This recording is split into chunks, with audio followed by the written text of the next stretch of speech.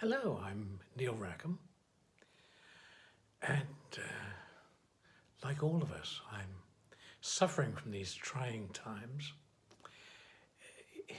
It's not easy, and particularly if your job is sales, you're hit harder than most. As we begin to get back into some semblance of a normal life after all this craziness, is there any useful advice that I can give you to help you? Well, actually, there is a little bit of experience that might be useful to you. In previous recessions, I've studied salespeople trying to recover, trying to bring back business to the level at which it was. And in almost every case, I see salespeople making three big mistakes.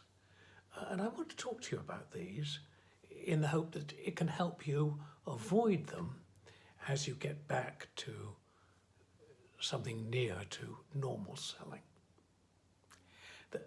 The first mistake is a fairly simple one, and that is when business is hard, when the economy's bad, we tend to chase after everything that moves. We push up the level of activity. We try to go for more business. And that means making more sales calls, opening up more contacts, activity. And you might say, well, what's wrong with that? Isn't that what we should be doing? Because after all, it would seem that if you make more calls, you're going to make more sales, yes? Not so. It can sometimes work. Let me give you a case study of when that is the right strategy. I studied an office supply product company in New York City. Their people were selling, roughly 6 customer contacts a day. And out of those, they got 2.5 sales. Now, they got a new sales VP in, and she said, hey, just look out of the window here. We're in Manhattan.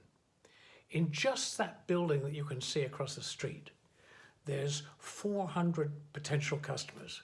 So how is it you're only making less than 6 calls a day? She said, I want to see that doubled or I'll fire you. This being New York, they're gentle people. And true enough, people made a lot more calls. In fact, they pushed up to, I think, 12.8 calls a day from memory. And their 2.5 sales went up to 4.8 sales a day. So it looked like if you double the number of calls, you don't quite double the number of sales, but you get results. Activity brings results. So why am I saying beware activity as we recover from the situation we're in now? Well, put it this way. Most of us are in B2B selling. We're not in a simple one-call sale like the janitorial office supplies company. We're more like the big company we studied in Chicago. This was a capital goods company, high tech.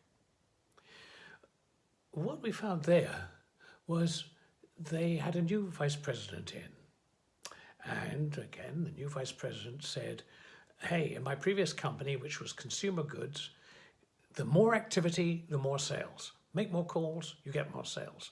And when I look at my people, they're making less than 2 sales calls a day. So I want to see that change. And he brought in an activity management system and ran it for 6 months. I must admit, I knew the company well and I advised strongly against doing this. But anyway, he brought it in. And you might actually think it was a success. There was a 36% increase in sales calls. And that led to a 16% increase in sales. Good news, isn't it? Not quite. The average value of the sale fell significantly. So overall, the new activity management system reduced sales volume by 1.5%. And that's a pretty typical result. If you push for more activity, it means you'll often focus on the smaller, easier sale, the strategic sales that are more profitable and more important go by the wayside. We panic a bit. We're worried about short-term business. We neglect the front of the sales cycle. We don't open up the big opportunities. We try and close the small ones. That's generally a fairly bad mistake. If you look at the most successful companies handling sales in very difficult times as an economy starts to recover from a crash, they're very selective. They focus on the best opportunities. And the way they do that is that they take business that they can't win and don't even try for it. So I've got a rule that I give people, which is, if you wouldn't chase this piece of business in good times, don't chase it in bad. Because it means it's probably not business that fits you that well. Go and put more resources into the best pieces of business. Now, if the first deadly sin of salespeople is too much sales activity, the second one is an even worse sin. And that is, salespeople negotiate when really they should be selling. Now, you might want to pause this video for a little while and think about what's the difference between selling and negotiating, if you had to put it in just one sentence. Well, pause. Here's my answer. When you're selling, you're trying to come to an agreement without giving anything away. In negotiation, you make concessions in order to get the agreement. If you make those concessions too soon in the sales process, you're much more likely to give away too much, because concessions create an appetite for concessions. You're much more likely to come across as anxious. You'll seem pushy. Customers won't trust you.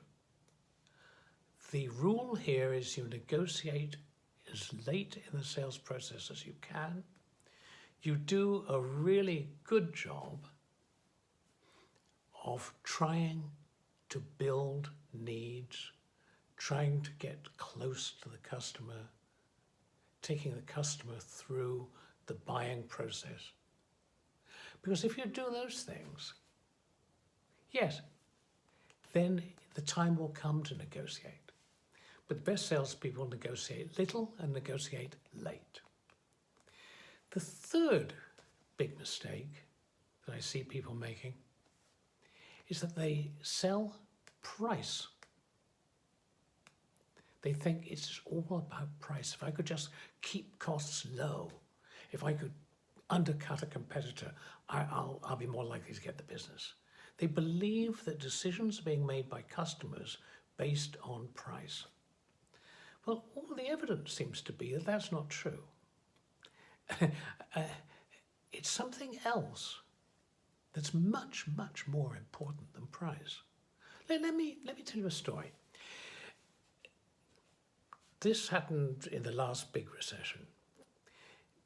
I was working with an insurance company, and they were going to put all their records into an automated electronic system. Big decision. They had a lot of manual records. And they chose 3 potential vendors they shortlisted for the business. One was IBM. And the other 2 were smaller technology companies. Now, when the bids came in, IBM, understandably, was much more expensive than the other 2. When the buying committee, and I was part of that buying committee, looked at the bids. We thought, wow, IBM is really over the top, but let's look at the other two. And one of those bids was really, really much lower than the other. So we looked at the lowest bid and we called that vendor in and we said, we've been looking at your bid and is that really your final position? And all three vendors had resubmitted their stuff. And in the resubmission, IBM refused to cut their prices. They just held firm. One of the small companies, the lowest bidder, cut their prices another 10%. As soon as the purchasing committee looked at that, we said, no way. We're going to lock up the future of our company in this big electronic box. And these people may go bust. They're having a hard time. They're already lowest price. They've cut even more. There's probably something wrong with this. But the other small company asked to come and see us. And they made a presentation, and the VP of sales, who was a very smart guy, he said, you've asked for a resubmission on the basis of price. And yeah, I know, hardware prices have been falling and so on. But he said, IBM is a competitor here. And we know we're a lot cheaper than them, so price isn't really your issue. What's your issue? And the head of the committee said, well, frankly, we want to know that you're going to be around. If we're going to lock up our future, we don't want you to walk off with a key or go bust. So we don't feel safe going with you. But as the old saying goes, nobody ever got fired for going with IBM. IBM sells safety. So what happened?